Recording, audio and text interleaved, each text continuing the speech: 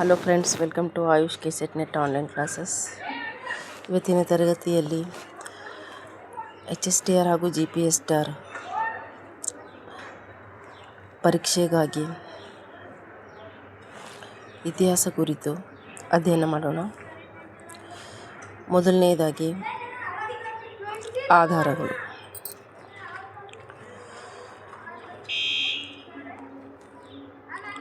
ಇತಿಹಾಸ ಅಧ್ಯಯನಕ್ಕೆ ಬೇಕಾಗುವ ಆಧಾರಗಳ ಬಗ್ಗೆ ಚರ್ಚೆ ಮಾಡೋಣ. ಆಧಾರಗಳ ವಿಧಗಳು, ಆಧಾರದ ಪ್ರಾಮುಖ್ಯತೆ, ಶಾಸನಗಳು, ಮೌಖಿಕ ಆಧಾರಗಳು ಹಾಗೂ ಅವುಗಳು ಹೇಗೆ ಇತಿಹಾಸಕ್ಕೆ ಪೂರಕ ಆಗಿದ್ದಾವೆ ಎಂಬುದನ್ನು ಇವತ್ತಿನ ತರಗತಿಯಲ್ಲಿ ತಿಳಿದುಕೊಳ್ಳೋಣ. ಇತಿಹಾಸವು ಗತಿಸಿ ಹೋದ ಸಂಗತಿಯನ್ನು ಕ್ರಮಬದ್ಧವಾಗಿ ಹೇಳುವ ಶಾಸ್ತ್ರವಾಗಿದೆ. ಆಧಾರಗಳನ್ನು ಒಳಗೊಂಡು ಇತಿಹಾಸವನ್ನು ಬರೆಯಲಾಗುತ್ತದೆ. ಆದ್ದರಿಂದ ಆಧಾರವಿಲ್ಲದೆ ಇತಿಹಾಸವಿಲ್ಲ ಎಂಬುದು ಇತಿಹಾಸದ ತಾತ್ವಿಕ ನೆಲೆಯಾಗಿದೆ. ನಮಗೆಲ್ಲ ತಿಳಿದಿರೋ ಹಾಗೆ ಇತಿಹಾಸ ಗತಿಸಿ ಹೋದ ಸಂಗತಿಯನ್ನು ಕ್ರಮಬದ್ಧವಾಗಿ, ಹಿಂದೆ ನಡೆದ ಘಟನೆಯನ್ನು ಅದು ಕ್ರಮಬದ್ಧವಾಗಿ ನಮಗೆ ತಿಳಿಸುತ್ತದೆ. ಇತಿಹಾಸಕ್ಕೆ ಬೇಕಾಗಿರುವುದು ಆಧಾರ. ಆಧಾರ ಇಲ್ಲದೆ ಇತಿಹಾಸ ಇರೋಕ್ಕೆ ಸಾಧ್ಯ ಇಲ್ಲ ಎಂದು ಹಲವು ವಿದ್ವಾಂಸರ ಅಭಿಪ್ರಾಯ ಆಗಿದೆ. ಅದರಂತೆ ಆಧಾರವಿಲ್ಲದೆ ಇತಿಹಾಸವಿಲ್ಲ. ಇತಿಹಾಸಕಾರ ಒಬ್ಬ ನ್ಯಾಯವಾದಿ ಇದ್ದಂತೆ. ನ್ಯಾಯವಾದಿಗಳು ಪ್ರಕರಣಕ್ಕೆ ಸಂಬಂಧಿಸಿದಂತೆ ಸಾಕ್ಷಿ ಪುರಾವೆಗಳನ್ನು ಸಂಗ್ರಹಿಸಿ ತಮ್ಮ ವಾದಗಳನ್ನು ಮಂಡಿಸುತ್ತಾರೆ. ಅದೇ ರೀತಿ ಇತಿಹಾಸಕಾರರು ಸಹ ಆಧಾರಗಳನ್ನು ಸಂಗ್ರಹಿಸಿ ಅವುಗಳನ್ನು ವಿಮರ್ಶಿಸಿ ವಿಶ್ಲೇಷಿಸಿ ಇತಿಹಾಸವನ್ನು ಬರೆಯುತ್ತಾರೆ. ಕೆಲವೊಮ್ಮೆ ನಿಖರ ಆಧಾರಗಳು ದೊರಕದಿದ್ದಾಗ ಲಭ್ಯವಿರುವ ಆಧಾರಗಳ ಮೇಲೆ ಊಹೆಗಳನ್ನು ಮಾಡಬೇಕಾಗುತ್ತದೆ. ಹೀಗಾಗಿ ಒಂದನೇ ಘಟನೆಯನ್ನು ಬೇರೆ ಬೇರೆ ಇತಿಹಾಸಕಾರರು ಭಿನ್ನ ಭಿನ್ನ ದೃಷ್ಟಿಕೋನಗಳಲ್ಲಿ ಅರ್ಥೈಸುವುದುಂಟು. ಈಗ ಆಧಾರ ಎಂದರೇನು?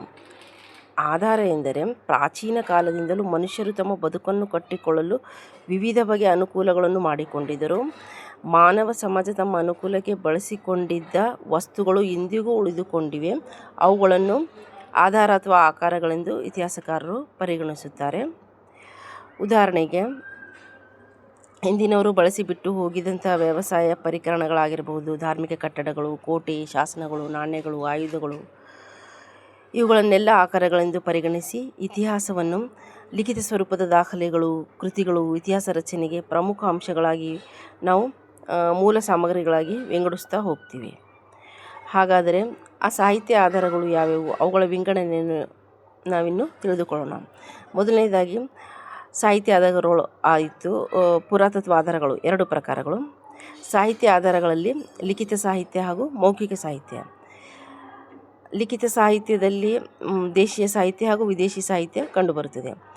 ದೇಶೀಯ ಸಾಹಿತ್ಯ ಅಂದರೆ ಹಲವಾರು ರಚಿಸಿದ ಗ್ರಂಥಗಳಾಗಿರಬಹುದು. ಅವುಗಳಲ್ಲಿ ಪ್ರಮುಖ ಗ್ರಂಥಗಳೆಂದರೆ ಕೌಟಿಲ್ಯನ ಅರ್ಥಶಾಸ್ತ್ರ, ಹಾಲರಾಜನ ಗತಾಸಪ್ತಶತಿ, ವಿಶಾಖದತ್ತನ ಮುದ್ರಾ ರಾಕ್ಷಸ, ಕಲ್ಲಣನ ರಾಜತರಂಗಿಣಿ, ಬಾಣಭಟ್ಟನ ಹರ್ಷಚರಿತ, ಚಾಂದ್ ಬರದಾಯಿಯ ಪೃಥ್ವಿರಾಜ ರಾಸೋ, ಪಂಪನ ವಿಕ್ರಮಾರ್ಜುನ ವಿಜಯ, ಸಂಗಮ್ ಸಾಹಿತ್ಯಗಳು. ಈ ಎಲ್ಲ ಸಾಹಿತ್ಯಗಳು ಏನಾಗಿವೆ? ದೇಶೀಯ ಹಾಗೂ ಲಿಖಿತ ಸಾಹಿತ್ಯಗಳಲ್ಲಿ ಕಂಡುಬರುತ್ತವೆ. ಈ ಕೃತಿಗಳು ಹಾಗೂ ಕೃತಿಕಾರರ ಹೆಸರುಗಳು ಪ್ರಮುಖವಾಗಿ ನಮಗೆ ಕಂಡುಬರುತ್ತವೆ. ಇವುಗಳ ಮೇಲೆ ಒಂದಾದರೂ ಪ್ರಶ್ನೆ ಆಗಬಹುದು. ಕೌಟಿಲ್ಯನ ಅರ್ಥಶಾಸ್ತ್ರ, ಹಾಲರಾಜನ ಗತಾಸಪ್ತಶತಿ, ವಿಶಾಖದತ್ತನ ಮುದ್ರಾ ರಾಕ್ಷಸ, ಕಲ್ಲಣನ ರಾಜತರಂಗಿಣಿ, ಬಾಣಭಟ್ಟನ ಹರ್ಷಚರಿತೆ, ಚಾಂದ್ ಬರದಾಯಿಯ ಪೃಥ್ವಿರಾಜ ರಾಸೋ, ಪಂಪನ ವಿಕ್ರಮಾರ್ಜುನ ವಿಜಯ ಹಾಗೂ ಸಂಗಮ್ ಸಾಹಿತ್ಯದ ಕೆಲವು ರಚನೆಗಳು. ಇನ್ನು ವಿದೇಶಿ ಸಾಹಿತ್ಯದಲ್ಲಿ ಅನೇಕ ವಿದೇಶಗಳಿಂದ ಭಾರತಕ್ಕೆ ಬಂದ ಪ್ರವಾಸಿಗರಿರಬಹುದು, ರಾಯಭಾರಿಗಳಿರಬಹುದು, ಅವರು ಮಿಷನರಿಗಳು ಇರಬಹುದು, ಅಧಿಕಾರಿಗಳಿರಬಹುದು. ಅವರು ತಮ್ಮ ಅನುಭವವನ್ನು ಕೃತಿ ರೂಪದಲ್ಲಿ ದಾಖಲಿಸಿದ್ದಾರೆ. ಅವುಗಳಲ್ಲಿ ಪ್ರಮುಖವಾದದ್ದು ಮೆಗಸ್ತನಿಸ್ನ ಇಂಡಿಕಾ, ಫಾಹಿಯಾನ ಫೋಕೋಕಿ, ಹುಯೆನ್ಸಾಂಗನ ಸಿಯುಕಿ, ಟಾಲೆಮಿಯ ಜಿಯೋಗ್ರಫಿ, ಬರೌನಿಯ ತಾರೀಖಿ ಫಿರೋಜಾಹಿ, ಫರಿಸ್ತಾನ ತಾರೀಖೆ ಫರಿಸ್ತಾ, ಬಾಬರ್ನ ತಾರೀಖ್ ತುಜ್ಕಿ ಬಾಬರಿ. ಈ ಮೊದಲಾದ ಪ್ರಮುಖವಾದ ವಿದೇಶಿ ಸಾಹಿತ್ಯ ಕೃತಿಗಳು ನಮಗೆ ಪ್ರಮುಖ ಸಾಹಿತ್ಯ ಆಧಾರಗಳಾಗಿ, ಲಿಖಿತ ಆಧಾರಗಳಾಗಿ ಕಂಡುಬರುತ್ತವೆ. ಇನ್ನು ಮೌಖಿಕ ಸಾಹಿತ್ಯ. ಮೌಖಿಕ ಸಾಹಿತ್ಯ ಅಂದರೆ ಒಬ್ಬರಿಂದ ಒಬ್ಬರಿಗೆ ಬಾಯಿ ಮಾತಿನ ಮೂಲಕ ಹರಿದು ಬಂದಿರುವ ಕಥೆ, ಜನಪದ ಗೀತೆಗಳು ಆಗಿರಬಹುದು. ಅವುಗಳನ್ನು ನಾವು ಮೌಖಿಕ ಸಾಹಿತ್ಯ ಎಂದು ಕರೆಯುತ್ತೇವೆ.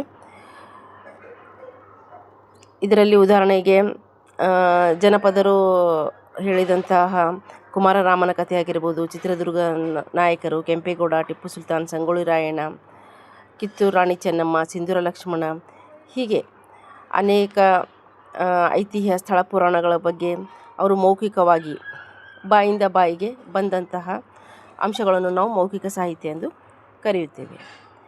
ಇನ್ನು ಪುರಾತತ್ವ ಆಧಾರಗಳಲ್ಲಿ ನಾವು ಶಾಸನಗಳು, ನಾಣ್ಯಗಳು, ಸ್ಮಾರಕಗಳು ಮತ್ತು ಇತರೆ ಅವಶೇಷಗಳೆಂದು 4 ವಿಧಗಳಾಗಿ ವಿಂಗಡಿಸ್ತಾ ಹೋಗ್ತೀವಿ. ಇದರಲ್ಲಿ ಪ್ರಮುಖವಾಗಿರುವುದು ಶಾಸನಗಳು. ಶಾಸನ ಎಂದರೆ ಕೊರೆಯಲ್ಪಟ್ಟಿರುವ ಎಂದರ್ಥ. ಕೊರೆಯಲ್ಪಟ್ಟಿರುವ ಅಂದರೆ ಕಲ್ಲು, ಬಂಡೆ, ಲೋಹ, ದಂತ, ಸುಟ್ಟ ಮಣ್ಣಿನ ಹಲಗೆ ಮೊದಲಾದ ದೀರ್ಘಕಾಲ ಬಾಳಿಕೆ ಬರುವ ವಸ್ತುಗಳ ಮೇಲೆ ಬರೆಯಲಾಗುತ್ತಿತ್ತು ಅಥವಾ ಕೊರೆಯಲಾಗುತ್ತಿತ್ತು. ಅಂದಿನ ಘಟನೆಗಳ ಜೊತೆಗೆ ನೇರ ಸಂಬಂಧವನ್ನು ಹೊಂದಿರುವುದರಿಂದ ಶಾಸನಗಳು ಹೆಚ್ಚು ವಿಶ್ವಾಸಾರ್ಹ ಆಧಾರಗಳಾಗಿವೆ ಎಂದು ನಾವಿಲ್ಲಿ ಪರಿಗಣಿಸಬೇಕಾಗಿರುತ್ತವೆ. ಭಾರತದಲ್ಲಿ ಕಂಡುಬರುವ ಶಾಸನಗಳೆಂದರೆ ಅಶೋಕನ ಶಾಸನಗಳು. ಬಹುತೇಕ ಆರಂಭಿಕ ಶಾಸನಗಳೆಂದರೆ ಭಾರತದಲ್ಲಿ ಕಂಡುಬರುವ ಆರಂಭಿಕ ಶಾಸನಗಳೆಂದರೆ ಅದು ಅಶೋಕನ ಶಾಸನ. ಅಶೋಕನ ಶಾಸನ ಬ್ರಾಹ್ಮಿ ಲಿಪಿಯಲ್ಲಿ ಕಂಡುಬರುತ್ತದೆ. ಅಶೋಕನ ಶಾಸನ ಬ್ರಾಹ್ಮಿ ಲಿಪಿಯಲ್ಲಿದೆ. ಅದರ ಭಾಷೆ ಪ್ರಾಕೃತವಾಗಿದೆ. ಇದು ಇಂಪಾರ್ಟೆಂಟ್ ಆಗಿದೆ, ಬಹಳ ಮುಖ್ಯವಾದ ಅಂಶ. ಯಾವುದು? ಅಶೋಕನ ಶಾಸನ ಬ್ರಾಹ್ಮಿ ಲಿಪಿಯಲ್ಲಿದ್ದು ಭಾಷೆ ಪ್ರಾಕೃತವಾಗಿದೆ. ಅಲ್ಲದೆ ಕನ್ನಡ, ತಮಿಳು, ತೆಲುಗು, ಸಂಸ್ಕೃತ, ಪ್ರಾಕೃತ ಅನೇಕ ಭಾಷೆಗಳಲ್ಲಿ, ಸಾವಿರಾರು ಭಾಷೆಗಳಲ್ಲಿ ನಮಗೆ ಅನೇಕ ಶಾಸನಗಳು ಕಂಡುಬರುತ್ತವೆ. ಆರಂಭಿಕ ಶಾಸನಗಳಲ್ಲಿ ಅಶೋಕನ ಶಾಸನಗಳು ಪ್ರಮುಖವಾಗಿವೆ. ಇನ್ನು ಪ್ರಮುಖವಾದ ಶಾಸನಗಳು ಯಾವ್ಯಾವೆಂದರೆ ಸಮುದ್ರಗುಪ್ತನ ಅಲಹಾಬಾದ್ ಸ್ತಂಭ ಶಾಸನ, ಇಮ್ಮಡಿ ಪುಲಕೇಶಿ ಐಹೊಳೆ ಶಾಸನ, ಖಾರವೇಲನ ಹಾತಿಗುಂಪ ಶಾಸನ ಮೊದಲಾದವುಗಳು. ಈ ಖಾರವೇಲನ ಹಾತಿಗುಂಪ ಶಾಸನ ಅವನ ಸೈನಿಕ ಸಾಧನೆಗಳನ್ನು ತಿಳಿಸುತ್ತದೆ. ಅದಲ್ಲದೆ ಉತ್ತರ ಮೇರೂರು ಶಾಸನ ಚೋಳರ ಗ್ರಾಮಾಡಳಿತವನ್ನು ತಿಳಿಸುತ್ತದೆ. ಚೋಳರ ಗ್ರಾಮಾಡಳಿತವನ್ನು ತಿಳಿಸುವ ಶಾಸನ ಯಾವುದಂದರೆ ಅದು ಉತ್ತರ ಮೇರೂರು ಶಾಸನ. ಅದೇ ರೀತಿ ನಾಣ್ಯಗಳು ಸಹ ಏನಾಗಿವೆ? ಪ್ರಮುಖ ಆಧಾರಗಳಾಗಿ ಕಂಡುಬರುತ್ತವೆ. ಇದರಲ್ಲಿ ಸಮುದ್ರಗುಪ್ತನು 7 ಪ್ರಕಾರದ ಚಿನ್ನದ ನಾಣ್ಯಗಳನ್ನು ಹೊರಡಿಸಿರುವುದು ಪ್ರಮುಖವಾಗಿದೆ.